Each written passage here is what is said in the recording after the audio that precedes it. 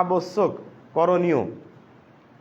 জাকাত এমন একটা জিনিস যে মানদণ্ড কোথায় নির্ধারণ হবে, কে গরিব, কে ফকির, আর কে বড়লোক, এটা আল্লাহ তাবারাক ওয়া তাআলা রাসূল এমনভাবে মানে সায়েন্টিফিক ক্যালকুলেশন করে দিয়েছেন যে জাকাতটা কিয়ামত পর্যন্ত যত লোক আসবে, যেরকম জামানা আসবে সেরকম তার লেভেলটা ওপরে যাবে। যদি একটা নির্ধারিত টাকা করে দিত, তাহলে ওই জামানায় যারা বড় লোক ছিল, যাদের কাছে যত টাকা ছিল, এখনকার যারা ফকির, যারা জাকাতের হকদার, তাদের কাছে ওদের চাইতে বেশি ছিল, বেশি আছে। তাহলে আল্লাহ রাসূল সাল্লাল্লাহু আলাইহি ওয়াসাল্লাম এবং আল্লাহর মনোনীত দিন এমনভাবে করে দিয়েছেন যে কিয়ামত পর্যন্ত যেই যতই বড় লোক আসবে, সে তার উপরে যদি জাকাত ফরজ হয় ওই জামানায়, তাহলে তার লেভেলটা উঁচু লেভেলের হবে। আজকাল স্বর্ণের দাম প্রায় ৮০, ৯০ বা ১ লাখ এর মধ্যেই আছে ভরি। এই জাকাতটা কিছুদিন আগে অনেক কম দাম ছিল, আর কি অর্ধেক দাম ছিল, ৪-৫ বছর আগে, লকডাউনের আগে। তাহলে তখন যেই পরিমাণে লোকের কাছে টাকাতে ফরজ হয়েছিল, এখন কিন্তু ওই পরিমাণ যদি টাকা থাকে তাহলে তার উপরে জাকাত ফরজ হবে না। কেন? স্বর্ণের মুদ্রা, স্বর্ণের ৭.৫ ভরি যদি থাকে, সোনা যদি ৭.৫ ভরি থাকে মানুষের কাছে, তাহলে তার উপরে জাকাত ফরজ, নতুবা তার উপরে জাকাত ফরজ নয়। চাঁদি যদি ৫.৫ ভরি চাঁদি থাকে, তাহলে তার উপরে জাকাত ফরজ, নতুবা তার উপরে জাকাত ফরজ নয়। কিন্তু টাকা পয়সা ওই পরিমাণে, যার যতটা টাকা পয়সা হবে অতটা তাকে জাকাত দিতে হবে। পরিমাণ নেশাব অবধি পৌঁছে গেলেই তাকে জাকাত হিসাব করে দিতে হবে। জাকাত মানে রমজান মাসেই দিতে হবে এটা কোনো শর্ত নয়। জাকাতের জন্য শর্ত হলো এক নিসাব পর্যন্ত পৌঁছা। আপনার মাল ৭.৫ ভরি সোনার দাম যে টাকা হয় বাজারে মূল্য ৮০,০০০ টাকা যদি ভরি হয়, ৭-৮ ৫৬ আর অর্ধেক মানে ৬ লাখ টাকা, প্রায় ৬ লাখ টাকা যদি আপনার থাকে, মানে যদি স্বর্ণের দাম ৮০,০০০ হয় আর আপনার ওই দাম ৭.৫ ভরি দামের অনুযায়ী টাকা ব্যাংকে থাকে, তাহলে আপনার উপরে জাকাত মানে নিসাবে আপনি পৌঁছলেন, আপনার উপরে ফরজ হয়নি এখনো। আপনার আজকের তারিখে যদি আপনি পৌঁছেন, আজকে আপনার 14 তারিখ, আগামী বছর মার্চের 14 তারিখ আস্তে আস্তে, তাহলে আপনার ওই নিসাব পর্যন্ত যদি টাকা থাকে, 1 বছর থাকতে হবে আপনার কাছে টাকাটা এই পরিমাণে, তাহলে আপনার উপরে জাকাতটা তখন ফরজ হবে। আর হুট করে আপনি আল্লাহর কাছে ধনী হয়ে গেলেন, 1 মাসের জন্য অনেক টাকা হয়ে গেল, আর আপনি জাকাত ফরজ মনে করলেন বা কেউ বলে দিল, এটা নয়। জাকাত ফরজ হওয়ার জন্য নিসাবে পৌঁছতে হবে। নিসাব যখন হয়ে যাবে, তার পরিমাণে যখন পৌঁছে যাবে, তারপর থেকে নিয়ে, সেদিন থেকে নিয়ে ওই ঘড়ি ঘন্টা ধরে, ডেট ধরে, তারপরে 1 বছর পর্যন্ত এই অতিবাহিত হতে হবে। আপনাকে মালিকানা থাকতে হবে। আপনার মানে আপনি ধনীটা কি মানে আপনি চিরাচরিত ধনী না, এই মুহূর্তের মধ্যে ধনী হলেন আবার গরিব হয়ে গেলেন, এরকম না। তাহলে নিসাব পর্যন্ত পৌঁছার যেদিন পৌঁছলেন, তারপর থেকে নিয়ে 1 বছর যখন হবে, তখন আপনার উপরে জাকাত ফরজ হলো। এটাই হচ্ছে আপনার জাকাতের নিসাব। এবার রমজান মাসে মানুষ জাকাত আদায় করে, যার কারণেই রমজান মাসে কে নির্ধারিত ধরে নেওয়া হয়েছে, এবং এই বিষয়ে রমজানের দ্বিতীয় জুমাতে বেশিরভাগ কি করা হয়, জাকাত সম্পর্কে বলা হয়।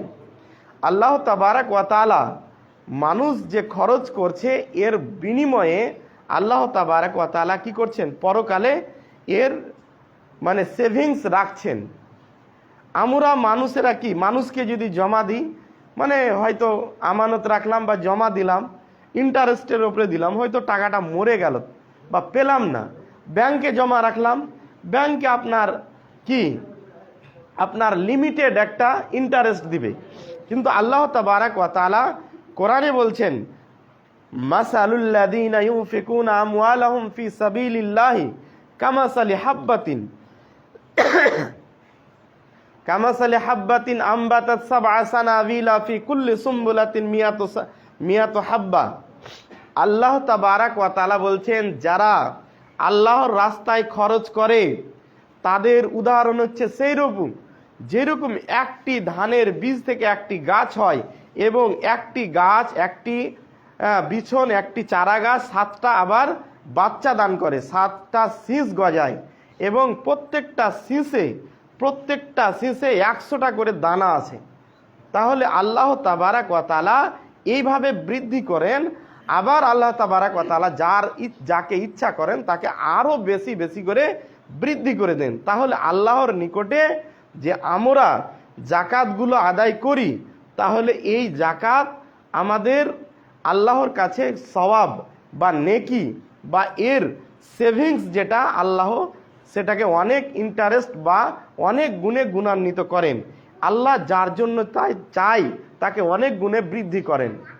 এবার আল্লাহ তাবারাক ওয়া তাআলা বলছেন, ওয়ামা তুকাদ্দিমু, তোমাদের মধ্যে সূরা মুজাম্মিলের 20 নম্বর আয়াতে বলছেন, তোমরা যারা ভালো কাজ কাল কিয়ামতের দিন অগ্রিম পাঠাচ্ছ, তোমাদেরকে আল্লাহ তাবারাক ওয়া তাআলা তোমাদের সৎ কাজগুলিকে কি করেন, গচ্ছিত রাখেন, এবং এই গচ্ছিত মালটাকে তোমরা যে রাখছো যতটা, তার চাইতে কয়েক গুণ বা উত্তম বদলা আল্লাহ তাবারাক ওয়া তাআলা দিয়ে থাকেন।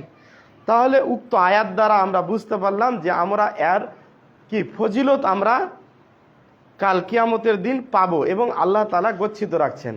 তবে একটি প্রশ্ন, যে আমরা এতে আল্লাহর কি লাভ? আমরা নামাজ পড়ছি, নামাজে আল্লাহ তাবারাক ওয়া তাআলার ইবাদত করছি সময় নষ্ট করে, আর আমরা টাকা দিব ফকির মিসকিনকে আল্লাহর রাস্তায়, এখানে আল্লাহ তাবারাক ওয়া তাআলার কি লাভ? আল্লাহ তাবারাক ওয়া তাআলা বলছেন যে না, তোমাদের নিজেদেরই লাভের জন্য তোমরা দিচ্ছ। কেননা যে হাক্কুল লিসাইলি ওয়াল মাহরুম, আল্লাহ তাবারাক ওয়া তাআলা বলছেন যে তোমরা যে মালটা কামাই করছো, অর্জন করছো, এই মালে সাইল অর্থাৎ যারা ভিখারি, যারা সওয়াল করে তাদের, এবং যারা মাহরুম, যারা বঞ্চিত, তাদের হক রয়েছে। এই হকটাকে আমাকে আদায় করতেই হবে। যদি আদায় না করি তাহলে আমাদের ইহকালে এবং পরকালে উভয়ে ক্ষতি বা শাস্তি রয়েছে।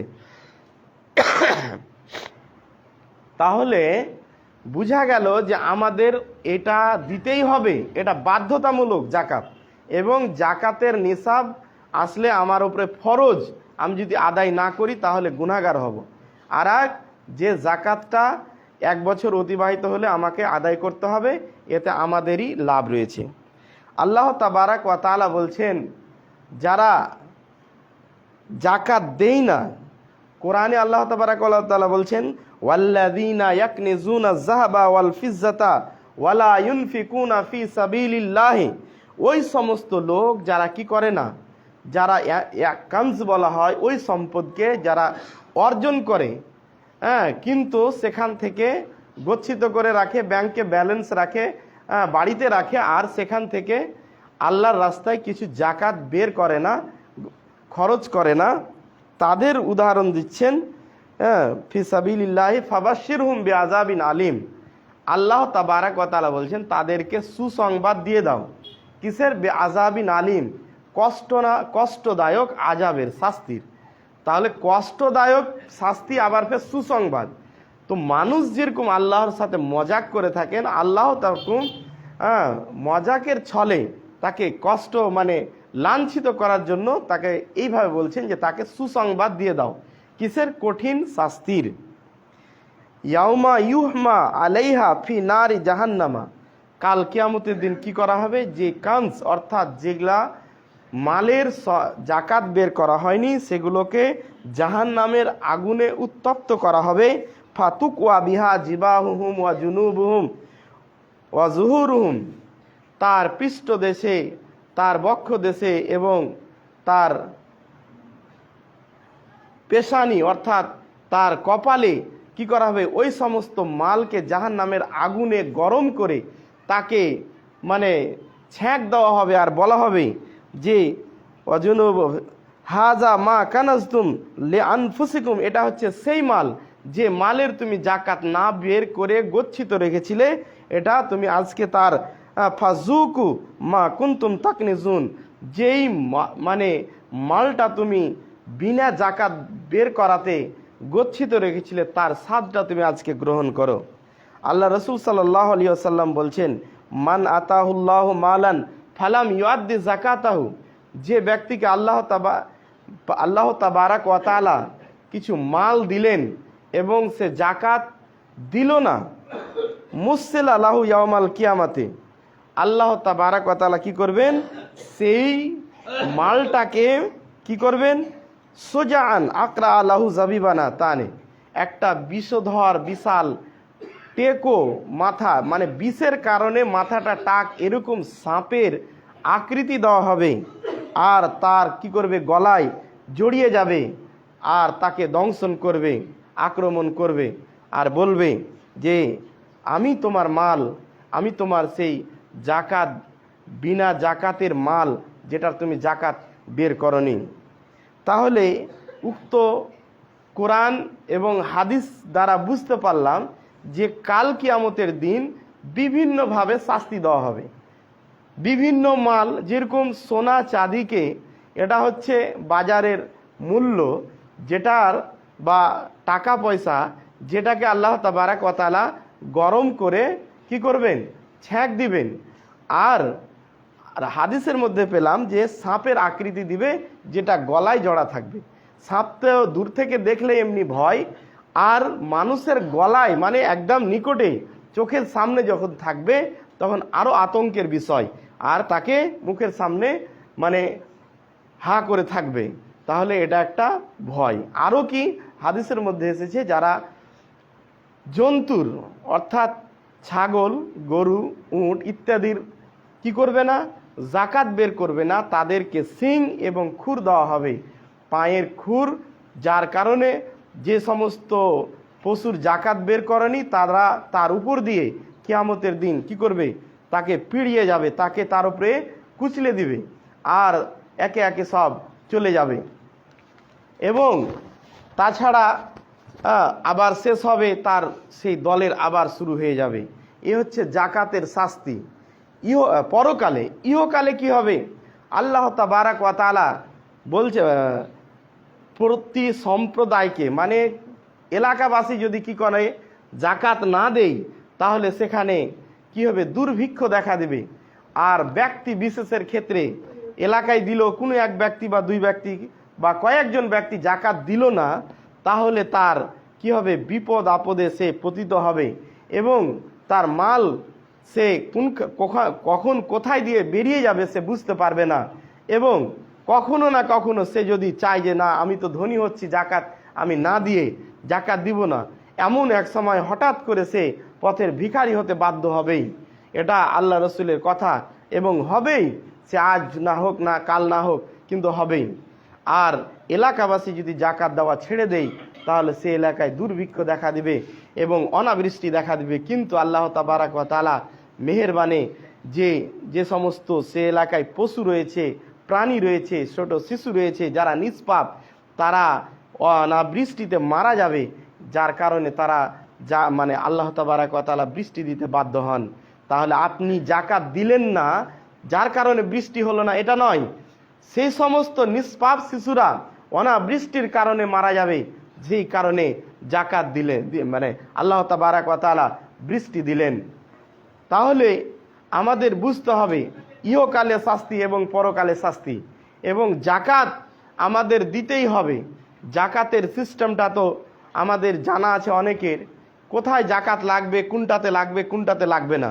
জাকাত আপনার জন্য দুটি অপশন, আপনার নেশাবে পৌঁছার জন্য দুটি অপশন, হয় চাঁদির 52.5 ভরির চাঁদির দামে আপনি জাকাত দিতে পারেন। আপনি যদি কাঞ্জুস হন, একটু বখিল টাইপের হন, তাহলে আপনাকে সেই নেশাবটাকে কমসে কম 7.5 ভরির টাকা পরিমাণে, যদি আপনার টাকা ব্যাংক ব্যালেন্স ব্যবসা বাণিজ্যে কোথাও যদি থাকে, তাহলে আপনাকে কি করতে হবে, আপনার 2.5% হিসাবে কি করতে হবে, জাকাত বের করে দিতে হবে। একই পরিবারে একই হাঁড়িতে রান্না খাচ্ছে, এরকম পরিবারের সকলে মিলে যদি কি থাকে, স্বর্ণ থাকে, গহনা থাকে 7.5 ভরি স্বর্ণ, তাহলে তাকেও 2.5 টাকা শতকরা হিসাবে, 1 লাখ টাকার হলে 2.5 টাকা জাকাত বের করতে হবে। 1 কোটি টাকা হলে 2.5 লাখ টাকা আপনাকে জাকাত বের করে দিতে হবে, নচেত আপনি ইহকালে এবং পরকালে সে শাস্তি থেকে পরিত্রাণ পাবেন না। এবার যারা ব্যবসা করছে লোন নিয়ে বা পুঁজি নিজের আছে, সেই পুঁজিটা যদি সেই 7.5 ভরি স্বর্ণের দামের পরিমাণে পৌঁছে যায়, তাহলে তাকেও তার উপরে জাকাত ফরজ। তবে তখনই ফরজ নয় যখন সে নেশাবে পৌঁছবে, তার 1 বছর অতিবাহিত হতে হবে। তাহলে কেউ যদি ধার করে ঋণ করে ব্যবসা করে, তাহলে ইখতিলাফ আছে মাসলা, সেটা হচ্ছে যে যেখানে টাকাটা বৃদ্ধি হবে, যেই ব্যবসা করে বা যেই জিনিস করে টাকাটা বৃদ্ধি করবে ব্যবসা করে, সেই লোনে কি করবে, টাকা লাগবে। আবার একদল ওলামা বলছেন যে না, লোন যদি থাকে, ধার থাকে, তাহলে ওই টাকাটাকে বাদ দিয়ে, আর যদি কারোর কাছে পাই 2-4-5 লাখ টাকা পাওয়া যাবে, সেই টাকাটা তা আপনাকে আর অন্যান্য টাকার সাথে ধরে হিসাব করে যদি নেশাব পরিমাণ পর্যন্ত পৌঁছে যায় এবং 1 বছর অতিবাহিত হয়, তাহলে আপনাকে 2.5% জাকাত আপনাকে দিতে হবে। এবং যারা ঋণগ্রস্ত, অর্থাৎ যে সমস্ত ঋণে জর্জরিত, জাকাতটা কোথায় খরচ করবেন? যারা ঋণে জর্জরিত, এখানে 8 প্রকারের কথা বলেছেন আল্লাহ তাবারাক ওয়া তাআলা কোরআনে সূরা তওবার 60 নম্বর আয়াতে, ইন্নামাস সাদাকাতু লিল ফুকারাই ওয়াল মাসাকিন, এইভাবে করে 8 প্রকার, ফকির, মিসকিন এবং ফি সাবিলিল্লাহ, যারা গোলাম, এখন তো গোলাম নেই, গোলাম বা দাস যদি থাকে অমুসলিমের কাছে বা মুসলিমের কাছে, তাকে স্বাধীন করার জন্য দেওয়া যায়।